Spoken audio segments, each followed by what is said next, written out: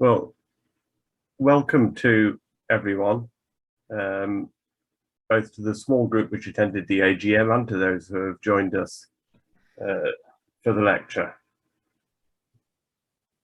Tonight, we would talk on a significant aspect of 20th century architecture, namely military architecture, or at least an aspect of that, which is linear anti-invasion devices in Wales.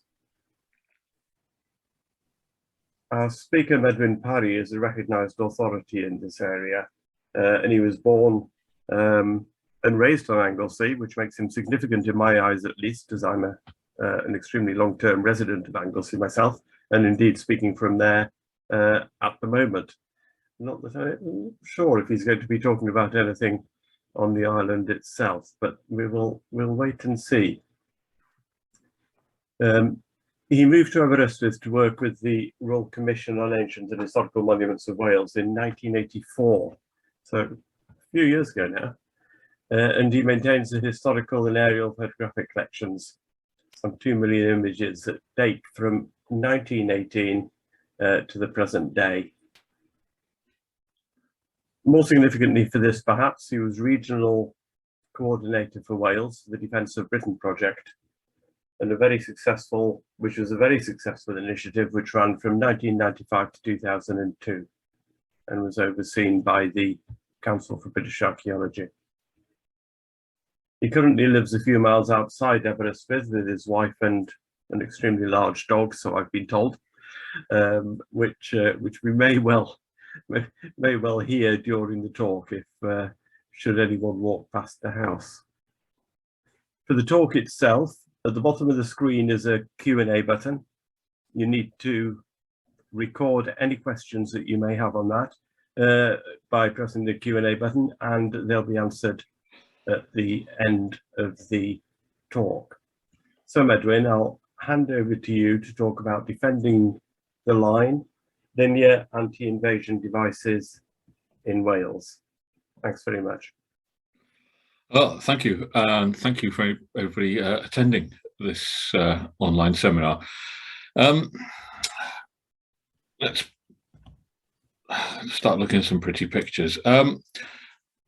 Britain hasn't really been invaded that many times in its history, although the threat of invasion has always been there, and the nation has tried to repel any threat of invasion right from the earliest times with coastal forts, hill forts, and then when with the advent of firearms, then they had to address that, and sites were redesignated, redesigned to repel heavy invasion from the sea. This is Fishguard Fort, and then as ships got bigger, the guns that they carried got bigger, and so the forts to defend them had to get bigger.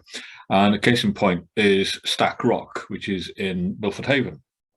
It started off as a Martello tower, you can see in the middle here. And then as the ships got bigger, they needed larger guns to repel them. Some RMLs were placed in the casements here. And then as technology advanced, there's an anti-aircraft position and a radar and wireless station. So these sites are continually evolving. And the First World War was a very stagnant war. It hardly ever moved to the German trench. And the only remains really that we can still see today, some are crop marks, but we had practice trenches. This is in Dolwydd Elen in North Wales. These are Australian practice trenches. Troops would come out, they would dig the trenches, not to teach them to fight. These were more to teach them the day-to-day routine of life at the Western Front. So this is an Anzac position that was spotted in a dry summer a few years ago. And in Penally in Pembrokeshire, you have these surviving First World War trenches. They survived quite well because they're cut into rock, but there was over a huge section of land that they had these practice trenches. And they significantly saved lives and reduced casualties of people who went over from the UK to fight by knowing what they would be expecting over in France. Second World War was a very, very different war. It was a highly mechanized war, highly industrialized. One of the things that was the great threat was the Blitzkrieg, where German troops advanced at a significant rate following road signs. So what Britain did, one of the first things they did, was to stockpile the signs in council depots, and Pudge did a sort of line on it in 1940, "I'll tell nobody where anywhere is," and it's very bemused looking army patrol. So the threat of invasion was extremely real, because the Germans had advanced so quickly through Europe and the Low Countries, and they were more or less at our doorstep. They were also gathering intelligence on significant sites, and they knew that some sites, if the Germans knew that if they were going to take over the UK, and there were significant plans drawn up for it, then they would leave certain infrastructure in place, because they knew how it operated. Ebbw Vale was one that was German designed, so they knew that was a forbidden target. They also had aerial reconnaissance flights going over at the same time, and they had bought significant amounts of commercially available aerial photography. There's an aerofilms shot that was Mark Gahane, secret, Swansea docks. So at the beginning of the war, this is Boulogne, they had requisitioned Rhine barges and were modifying them for the invasion, for Operation Sea Lion, the invasion over the English Channel. Ireland was also targeted as a possible invasion site. Case Green was the invasion of what they called Mackerel, the code name for Ireland. So the River Boyne was actually defended. The linear defences in the UK and in the theatre of war are using natural or pre-existing linear works to hinder the advance. There'd be things like railway embankments, rivers, canals, etc. And this is a Rhine barge where they're testing, trying to load a tank onto it. It actually took about 17 minutes to disembark from this. The Germans didn't have any specialist landing craft.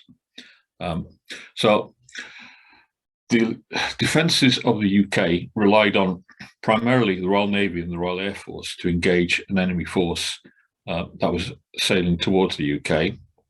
We then had offshore minefields. The next obstacle would be these things. This is something called a Canadian pipeline obstacle, where explosives would be attached to these bits of scaffolding. Behind that, you have entanglements of barbed wire. And then behind that, you have the dragon's teeth of concrete blocks. Behind that would be minefields. And then you'd have pillboxes and linear defences, ditches, that kind of thing, to slow down the advance of the enemy as they came towards you. So, welcome to Clacton. And then they were building these things. There was so much building work going on that for a significant period of about 6 to 9 months, no civilian construction work was taking place. All building materials would be taken directly towards the construction of enemy stopline, for stop lines against enemy advance. Now, if we look at the previous one, you can see the blocks are sort of edge to edge on it. Those are the Mark 1s. This is a handy tip for you if you're out in the field and you see one of these things. That's the Mark 1s. The Mark 2s, so much material was being used that someone had the bright idea that rotating them 45 degrees meant that the diagonal of the concrete block was a greater distance than its edges, so they could be have the same effect by using less of them, but using that diagonal distance. And then the third ones tend to be the truncated pyramid type. So you've got the Mark 1, Mark 2, and Mark 3. So it's quite easy to date when you see these things out and about. And a lot of these were dismantled after the Second World War, but a few of them still occasionally come to the surface. This is at Borth, north of Aberystwyth. There's a piece of rail that would have been stuck into a piece of quite substantial concrete, and sand will sort of lift these things occasionally, and after storms they go down again. So they're a constant danger. There's a friend of mine does a lot of beach surfing on this, and I showed him this rail, and he'd rather go down the beach to where the sewage outlet is than be knocking into this substantial thing. Could do a lot of damage to you. But it was a similar setup. In France, this is a reconnaissance shot coming back from a mission, and it was flying low across the beach of France. You can see the maintenance crew scattering because they think they're going to be strafed by enemy aircraft fire. But reconnaissance aircraft, excuse me, were never armed. They were built for speed to get away from any attacking forces. And Andrew said, "We hope we have something on Anglesey." Well, it's Aberfrau Beach, where they would have put anti-glider obstacles. So if enemy forces came in by a glider, like we did in significant numbers on D-Day, then these poles would rip the aircraft apart as it was sort of bumping along the ground on its final approach. And the only really significant surviving remains that we see of these linear stop lines are the pillboxes. They're quite substantial bits of construction. This is what's called a Type 24. They were built to certain standards and certain patterns. This is outside Lampeter. And it has the stepped embrasures. So if a bullet was firing towards the opening here, these stepped embrasures would deflect the bullet away outside. The earlier pillboxes have smooth embrasures, which weren't very popular with the people inside because a bullet could quite easily be deflected inside. And inside a pillbox is what's called an anti-ricochet wall, a Y-shaped plan thing, so that bullets would not go straight across the pillbox. It would be localized damage that they had. This one, when you see its position, it's very difficult. And of course, as archaeologists, you know, you never impose present terrain on historical landscape. The railway line behind it has been taken away, so there's a bridge over the road. The road also crosses a major river, and it's very marshy behind that pillbox. And the embankment of the railway line would stop any heavy armament coming any way except under that railway bridge. So you know which way your enemy is going to be coming, so you concentrate your defences on their approach. And the grass on the top of it would have been placed there to break up its outline so that enemy aerial reconnaissance would find it very difficult to spot this thing. And if a site was good enough in medieval times to defend a river crossing, then it was good enough in World War II to defend that crossing. There's a Cardigan overlooking River Tavy. When you're in that pillbox, you instantly know why it's there because you look through the embrasures and you can see that it defends the bridge. And another one in Anglesey, Andrew, for you. This is Holyhead Harbour. There were 3 concentric rings of defences concentrated on the harbour because, as I said, the major threat was from Ireland, a seaborne invasion. They took this folly, armed it, they bricked up the window, and put an embrasure in it. Here's the entrance with a defended embrasure. There's some embrasures on the other side to shoot at the enemy that are coming in to the deep water harbour. Milford Haven and Holyhead were thought to be the prime targets because they have deep water harbours, they have railway and road links to the Midlands, and if they utilised those and were successful with a pronged attack also coming from the Low Countries or France and possibly Scandinavia, it would all be over very, very quickly because once you cut the country in half, effectively you've won. And they would utilise whatever was to hand. Here's a windmill in Pembrokeshire defending Milford Haven and the airfield behind as well. using natural obstacles whenever you can. This is the River Ystwyth, just before it reaches the sea in Aberystwyth. There's Pendinas behind, and there's the pillbox overlooking the harbour. There would have been another one on the other side of the harbour, so you had interlocking arcs of fire. Pillboxes were never on their own. They always had something else to help them out. So you had this enfilade fire. And these continual stop lines across the country, the thing that we found that were very different in North Wales to South Wales was that the terrain is used very much to the advantage of the defender in North Wales. And you have these dragon's teeth tank traps. For the good people in North Wales, they don't want to be using this newfangled reinforced concrete. The material they knew how to work with best was dressed stone. So they're using these things as Nant Francon on the A5, very narrow pass. And again, if they're coming from the Anglesey way, you know which way they're going to come along the A5, so you defend that line. And then more of these defences in mid Wales. This is Bwlch Oer Ddrws, the road from Crossfoxes down towards Mallwyd. By the way, if you 20th Century Society want a Christmas card, this is a nice thing. Stick a robin on one of those things, and you've got a Christmas card made for you, isn't it? This is the theory of what these obstacles would do. They would rip the tracks off the tanks, and then you've got the ditch, which is the tank would go in and it just couldn't get out again. And here's a theory. Here's a book on how to use the countryside to your defence. Published just before the Second World War, and there's that anti-tank trap, and using the terrain to your advantage, and even cutting trees down, leaving stumps would be a very effective obstacle against the advancement of tanks. And something that just doesn't survive anymore are the roadblocks. And here's from that same publication, how to set up a roadblock to defend. These would always be close to a pillbox or a checkpoint.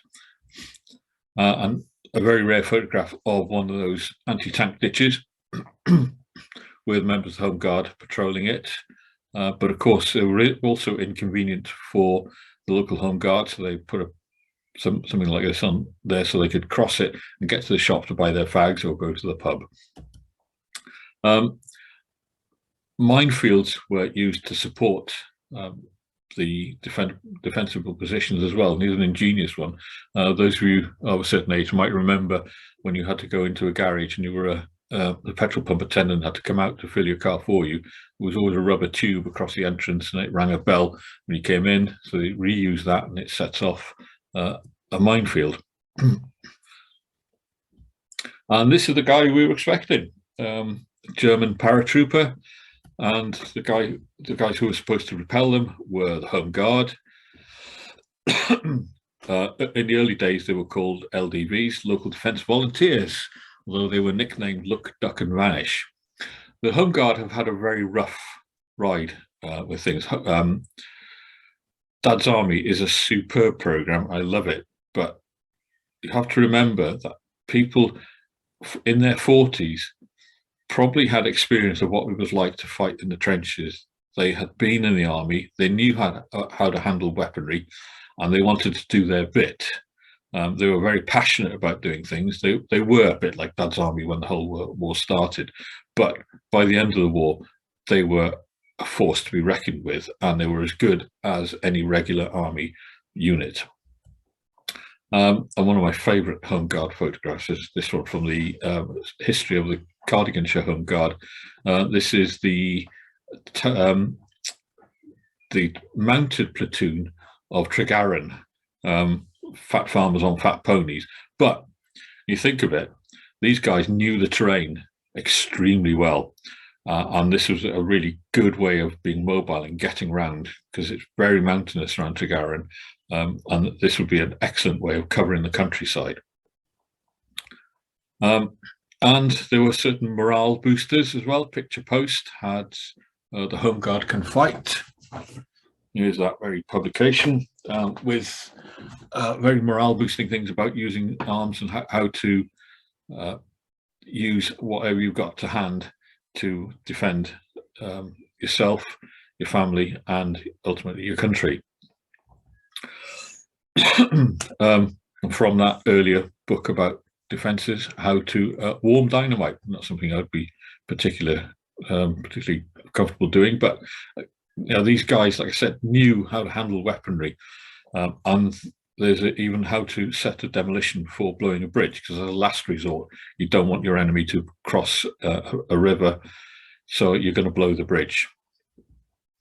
Now, Defence of Britain project set up in 1995, and I was helped a great deal by my colleague Roger Thomas, who worked for the English Commission. CADU invited us in. They wanted to have a case study of one of these stop lines, because there are continual lines across the country, and they were quite keen on us to look at the Wye Valley stop lines, because there are some very good surviving remains. This is Biggs Weir Bridge. The problem with having the Wye stop line as a case in point is that it's not just a river boundary, it's a political boundary. The far side, on the far bank, is the Democratic Republic of England, and on this side we have the People's Republic of Wales. So you have Wales and England, so it's not easy to have a complete picture of it, because also it's the border between Central Command and Western Command, Wales Command and Western Command. So we favoured something more inland, and we looked at the Rhos-Llangeler Stopline.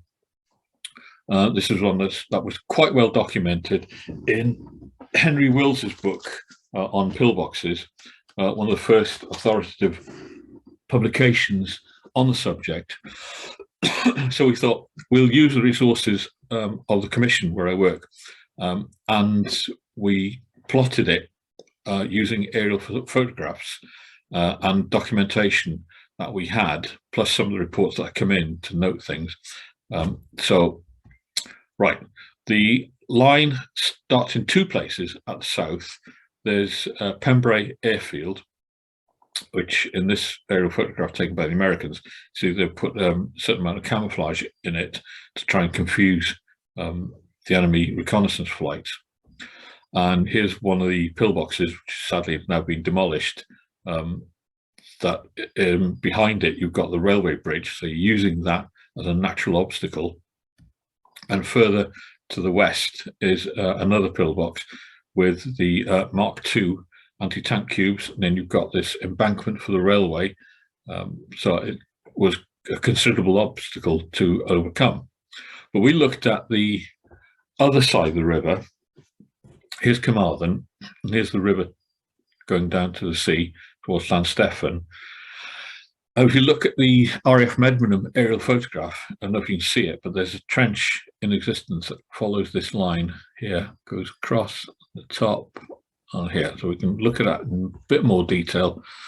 There it is. There's the line, the ditch, there's the road going down towards Llanstefan. It goes across open countryside, dog legs here, and it stops because the land slopes.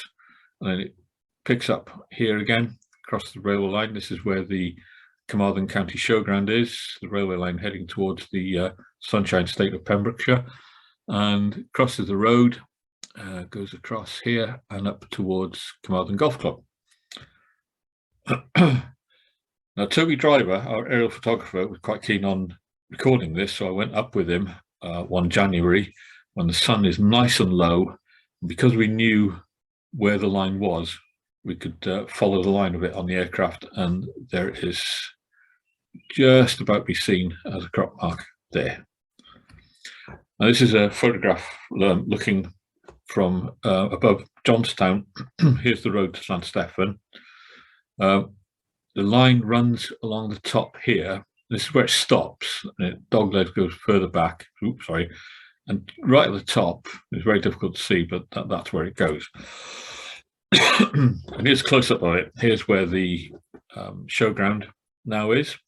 Here's the line, the trench coming across, and then it follows up to the road and goes across again, heading up north.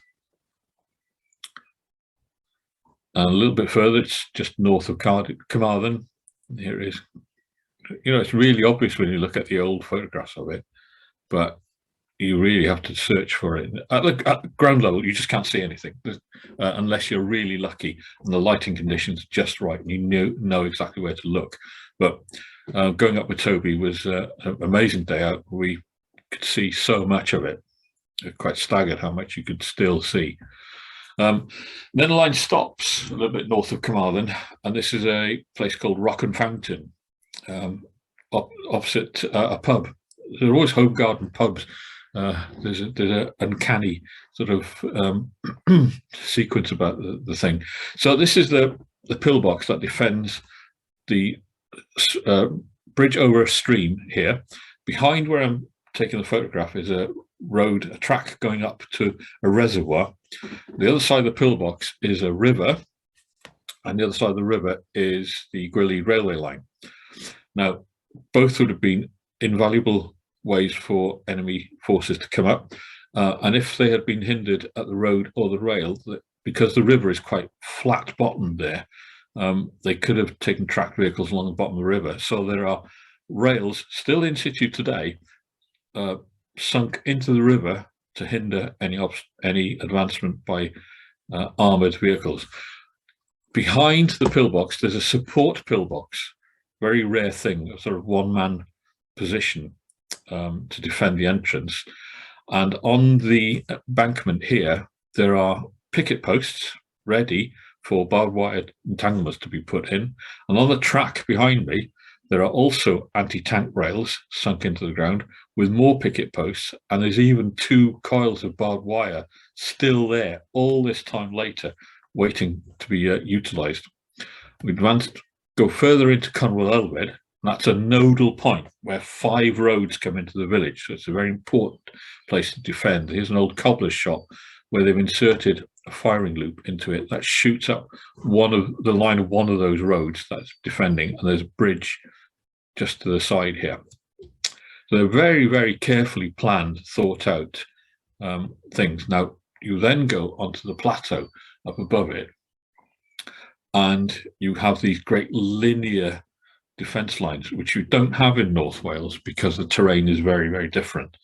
So here's a line of tank traps with a pillbox in it, and the tank traps continue, and they just stop at this point because there's that slope. You don't need to defend it because enemy vehicles can't go along it. And it crosses the road. There would have been a roadblock here and goes into the woods. So here's a shot from that point of the road where the roadblock was. You can see for miles up here. It's a fantastic location. And cross the road into the forestry, and that line continues.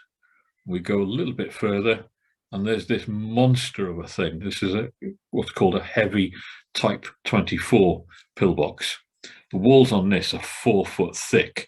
This is stopping some serious armament coming towards it. Again, we continue along the plateau, and you've got the line of the anti-tank ditch here. This line of fencing, this hedge line, wasn't there when we looked at the 1946 aerial photography. A bit confused when we were at ground, but looking at it from the air, you could see there was probably really, really damp place, that the farmer had drainage problems with it, so it was easier for him to split the field in 2 and utilise the former ditch for his hedge line. And then the line drops down again, excuse me, into a crossing point. This is Henstand Bridge, defending the bridge over the river. This is east of Newcastle Emlyn. And you can see the substantial raft here. The foundations are called a raft, and you've got this massive pillbox on it. The other pillbox was the other side of the road on a rocky outcrop. So they had this interlocking line of fire to defend the home guard that was being using the manning the roadblock underneath that main road. And then we go a bit further north. This would be at Rhyd-Lewis. You can see the line of the ditch there. And this is in May 1946. Now in 1947, the government stopped the wayleave, the compensation for the farmers for the inconvenience of using their land for the anti-tank ditch. So because the wayleave had stopped, farmers backfilled the trench, and it shows up as a scar. It's much clearer after that wayleave. This is May 1948. Exactly the same point, same part of land, but you've got this scar on the landscape, and you've still got some of the pillboxes in situ. This one, because they're made of reinforced concrete, and they are quite substantial bits of concrete, it was easier for BT, where there's a BT depot here, for them just to fence it off rather than try and demolish it. There was one at Llantrisant, which was on a garage overlooking a railway line on the road, and the garage owner wanted to demolish it, and a massive JCB, these ones that swing all the way around that are on tracks, spent a whole day trying to demolish it, and all it could do was demolish the porch at the back.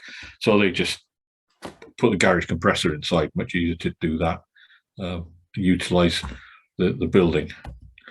Then towards the northern extremity of the stop line, you've got this at the bottom of a valley. This is Bryn Hoffman. This is the road from Cardigan heading north, go up towards Abereiron.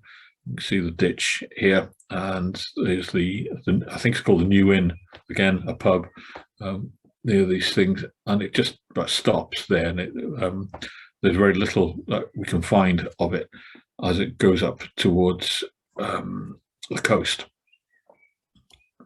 Now, some of these defendable positions are extremely hard to find. This is one looking at overlooking the Afon Dwyrid. This is east of Penrhyn Deudraeth. It took some finding to do this because they've just blended into the landscape now after time. And one in Pembrokeshire is just almost completely overgrown. You'd have to look at the terrain and think to yourself, well, where would I site a defensible position? And you sort of think it through, and that's how you find these things. And one that's probably vanished now with the advancement of the sand dunes. This one up in North Wales. So they're continually disappearing.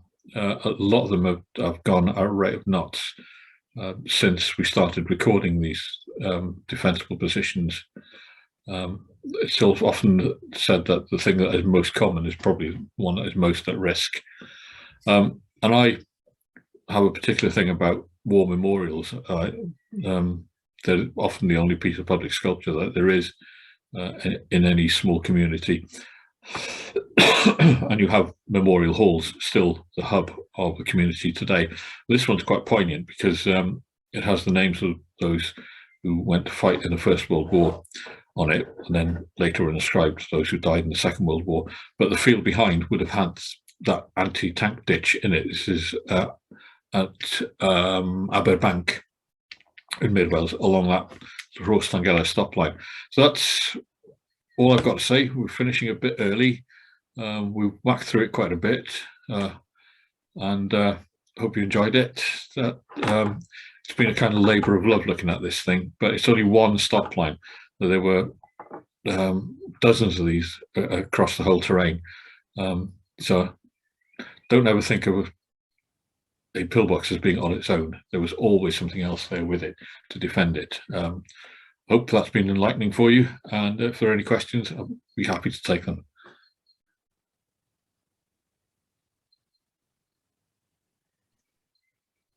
Well, thanks, Medwyn. That was excellent. I really enjoyed the detail of it, and particularly that mention of the barbed wire still being there after all this. Yeah. After all this time, and the photographs that you've got, but you know, I mean, you manage several million photographs, so but yeah, they're excellent, and very informative. So thanks very much indeed.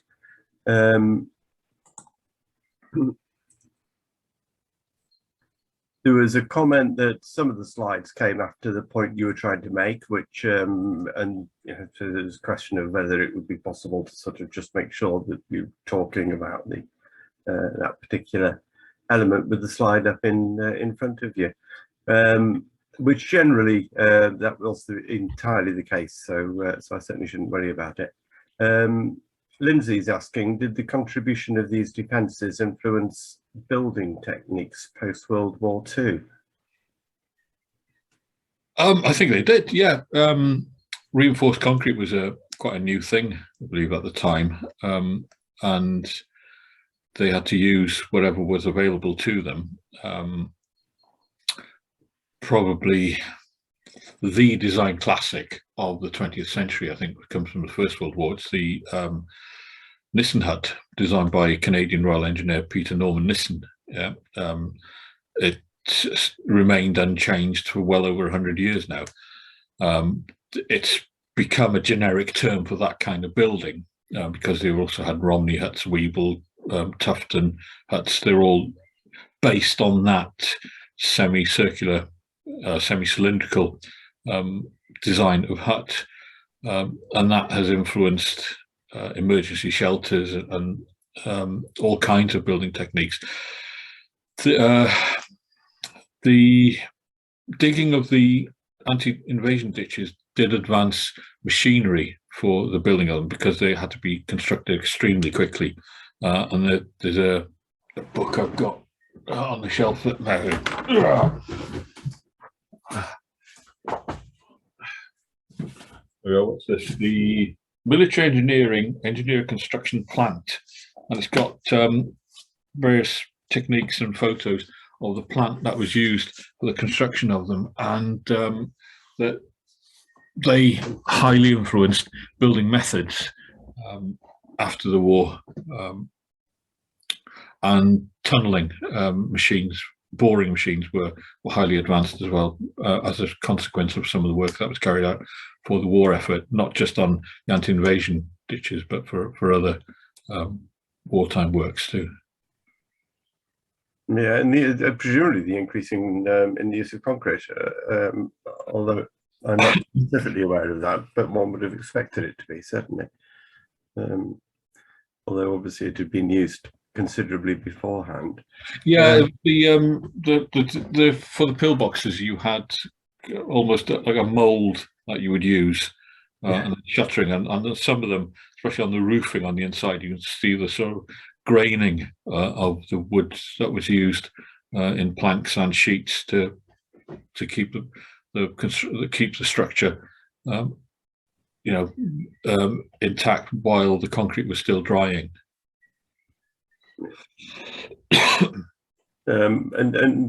Lindsay's following it up with another sort of question on, is there a way of providing interpretation of these sites like in the same way that has been done for battlefields, and how do we share the story of these assets when they cover such large areas? And of course, in a way, that's similar to Offa's Dyke and these other very long linear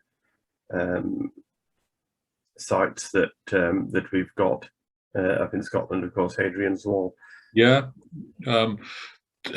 there was a unit, I think it was number 2 intelligence company out of Shrewsbury Barracks, did call on the advice from Defence of Britain during its early years.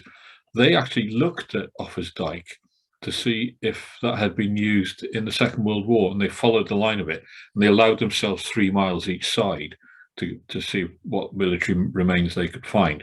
I think that would have been coincidental, given the defensive capabilities of Offa's Dyke. But there was, excuse me, a few interesting things came up. Like at the southern end of it, they found a pillbox at Monmouth Bridge, completely ignoring one on the northern abutment. They looked at the one on the southern abutment and said only the roof, only the foundations survive. But in fact, it's the roof of it, because it was set quite low. So quite often army and intelligence don't go all that well together. No, they did have some interesting things that we found, but you couldn't really say that they had used Offa's Dyke as a linear defence work at all. They were more likely to use rivers, railway embankments, that kind of thing. But in a way, to answer Lindsay, I think it's as much the narrative of the whole, isn't it, rather than the breaking it up into smaller. Oh, the subject is so big; it's absolutely massive. And it's that narrative that connects it all together, and that we need to get out there, perhaps. Yeah, when we started the project, we published a handbook.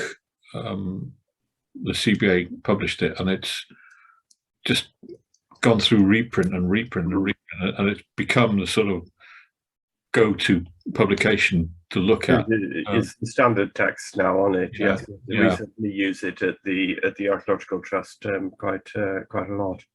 It's essential that we have it there. The Defence of Britain was never a research project on its own. It was always a means to record what survived, and it was a springboard for several other projects, a few PhDs, and that's been the legacy of it, is that you can look at the Defence of Britain project records and use that as a basis.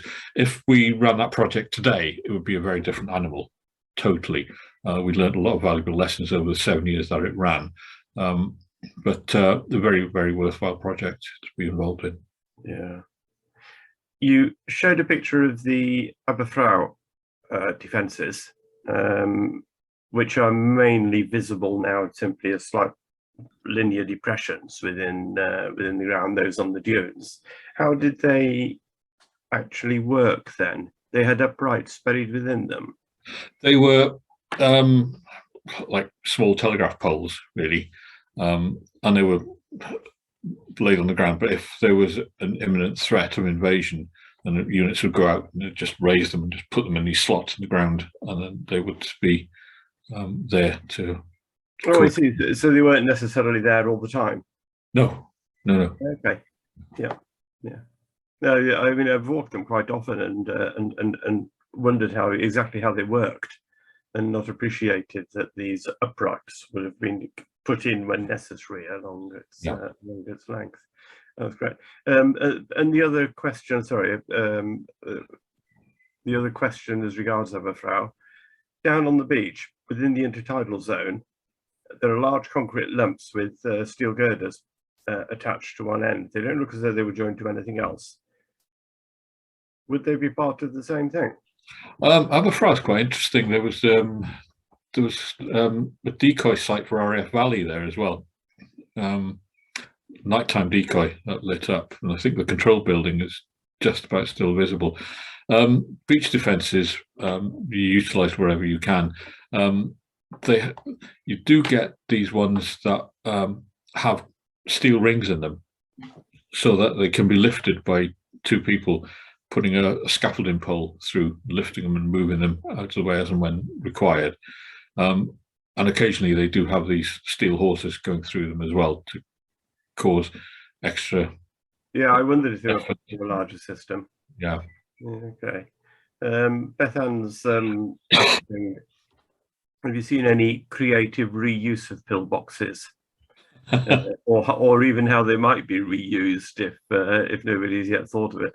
There's one on the golf club at Bilth-Wells, I think it is, where it's the 7th tee, you tee off on the roof of a pillbox. They do get converted into bat roosts. They're very good for that. I've seen one with a conservatory built on top of it because there was a bungalow nearby. They built a bungalow, and so quite substantial foundations for a conservatory. Yeah, there was that one that was used as a compressor house. We do what you can with it. I think bat roosts is one of the prime uses they're put to. I mean, they're not particularly pleasant spaces inside. If you can get in, they're usually full of the traditional accoutrements of glue sniffing, Yes. or drug abuse. There's one on Holyhead Breakwater, which is the old harbour master's house, which is the only pillbox I've been into which has got a fireplace in it. It's right at the end of the platform before the breakwater proper starts. Immediately before, yes, I know the one you mean. Yeah, it's got the wall to protect the entrance has got an arc in it, so that the machine gun fire could get a full range of fire.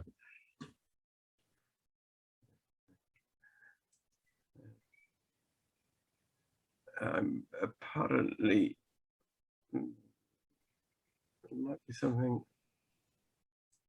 Elaine's telling me that in addition to the Q&A, people have been that there's some things in chat which I've missed, which looks like it. Are the MOD maps that record, are there question marks, or are there MOD maps that record all the stop lines? There are MOD maps that record stop lines, but Western Command, after the end of hostilities, in their infinite wisdom, decided there was no historical merit in keeping the records, so they were all burnt. So in Wales, we were always on an uphill battle to try and find what we were looking for. There are bits and pieces of documentation in Kew. The CBA had a research chap go out to Kew to look at what records they were, and there is a document. Bear with me. You're lucky I'm working from home these days. Got all this stuff to hand. No, it's not that one. There's a CBA document that lists all the documentation relating to stop lines in Wales and what their document numbers are in Kew, along with all the spelling mistakes for place names. So you have to get your head around some of the spellings of it, but they're all noted there. They're not marked out on maps as such that I'm aware of, but documentation certainly exists of what would have been there or what was planned. What was planned was never necessarily what was built, because although they were under the management of the army or the Ministry of Supply, would have been ones in charge of the whole building of these Ironside lines, they would occasionally say, "Well, it's better to position such and such a thing here rather than in where it was initially planned."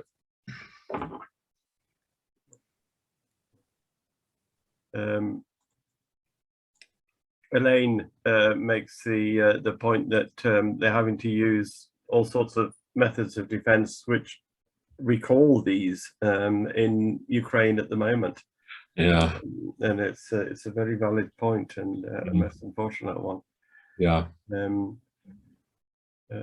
Catherine says really enjoyed I passed the tank traps on the Licker estuary daily, and the pillbox on Swansea Bay is just about disappeared into the sand. Yeah. In Swansea, there are ones on the seawall by the harbour as well, to the east of the harbour. Elaine again makes a point about Flatholme, and along the coast opposite Penarth to Parry has some 20th century defensive relics. Yeah. Yeah. That was, the 7 was defended using the what's it called, Steepholme and Flatholme, and Bryn Down as well, near Weston-super-Mare. So the guns would overlap each other. So if anybody was coming in, then they'd be given what for by the ordnance that would await them. Milford Haven was probably the most heavily defended waterway in the world during both wars, because of its military significance. Right. Well, I think we've just about reached the end of the questions, although it says, it's telling me there's one one new one come in, if I can find it. Sue's saying that another building at Dennis was demolished last week, as well as the erosion on the pillbox bedded in the dunes, too little protection. And certainly we're seeing that as well on the coast. Yeah. For those of you that don't know when this lasts, it's on the Dyfi estuary, yeah, opposite Abu Dhabi, where they had set up didn't have a very long service life. It was right at the end of the war when rocketry was the new thing, and they developed a certain fuel there for LOPGAP was liquid oxygen petroleum guided anti-aircraft projectile, and the fuel that they used, the Germans tried to perfect it and they couldn't. BASF were given the contract for trying to perfect this fuel at Purmerunde. They couldn't do it, and after 5 attempts, Rhos-Llangeler got it right, and that's the fuel that is used in stage 1 of the Saturn V rocket that sent man to the moon. So it's incredible significance, really. It is, isn't it? I remember a field trip which you led around there, which is fascinating. Yeah. Well, I think that's all the questions. Thanks very much, Medwyn. That was excellent and fascinating. A number of people coming in saying thanks to you as well. You're very welcome. We're extremely grateful. Most enjoyable talk indeed. Thanks. Right, Bethan, I think if you're ready, we should say good night to everyone and thank them for attending.